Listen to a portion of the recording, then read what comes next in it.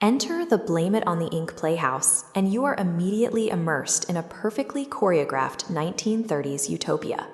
Characters like Depsey the Rabbit, Chuck Chatterbox, and Lucy Teacup move with that classic, physics-defying rubber hose bounce, bringing slapstick joy to sold-out crowds.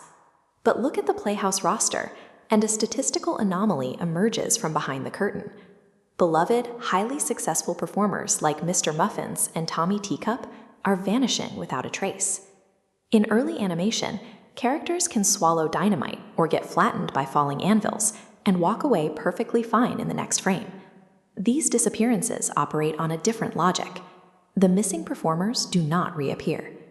These missing person reports are the first visible symptoms of a highly optimized supernatural corporate harvesting operation hidden beneath the studio's facade. Detective Bones' police files reveal a dense cluster of missing character reports, all sharing a single common denominator prior to their disappearance.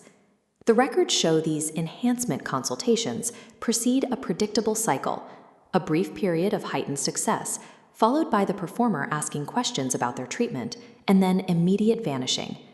This pattern of abduction and clinical consultation maintains perfect consistency across 2 full centuries. This timeline confirms the city is facing something far more organized than a series of local incidents. We are looking at a ruthlessly efficient corporate machine that has industrialized the cartoon world. The pipeline begins with Dr. Dinglegreen, who lures performers into his clinic under the guise of talent enhancement surgeries.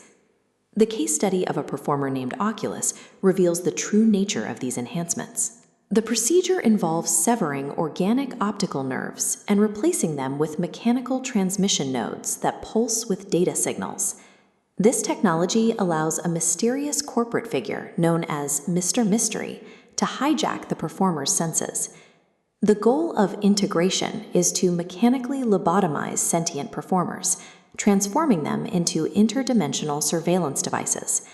A massive harvesting operation of this scale should trigger a massive investigation, yet it has remained undetected in a populated city for 200 years. The syndicate survives through the bureaucratic habits of Detective Bones, who has spent 40 years rubber stamping these cases as routine departures. The syndicate exploits the transient nature of show business, making it easy for the public to assume missing performers simply join traveling troupes. The corporation relies on weaponized bureaucracy and institutional apathy to provide the perfect cover. Every machine needs a fixer to handle anomalies, specifically enhanced performers who start asking questions about their side effects. For 20 years, that role has belonged to Depsey the Rabbit, the syndicate's designated executioner. Depsey uses his friendly persona to invite skeptics on isolated hiking trips to the Rift for permanent disposal. To survive this work, Depsey takes a daily supernatural supplement known as protective ink. This ink physically suppresses his empathy and guilt, erasing the psychological trauma of systematic murder. Depsey is the perfect corporate assassin because he is genuinely loved. His victims never see the betrayal coming until they are pushed over the edge.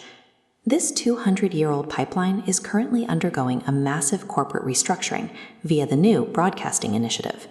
The violent boardroom murder of an executive named Smithers proves the syndicate is moving away from Depsey's manual disposal methods. Felicia Figtree serves as the prototype for the syndicate's next stage, a fully integrated performer who requires no maintenance because her consciousness is entirely overwritten. This upgrade facilitates the complete replacement of free will with mechanical, corporate compliance on an industrial scale. The facade finally breaks when Chuck and Lucy break into Depsey's dressing room and discover his hidden cache. They find 20 years' worth of execution orders disguised as career guidance and signed by an entity called the Servants of the Row Job. The most recent letter explicitly orders a hiking trail consultation to permanently eliminate their colleague, Oculus. Chuck and Lucy are left to face the reality that their best friend has been a prolific serial killer for 2 decades. This 200-year-old machine maintains its momentum by weaponizing the very essence of cartoon magic: friendship, innocence, and absolute trust.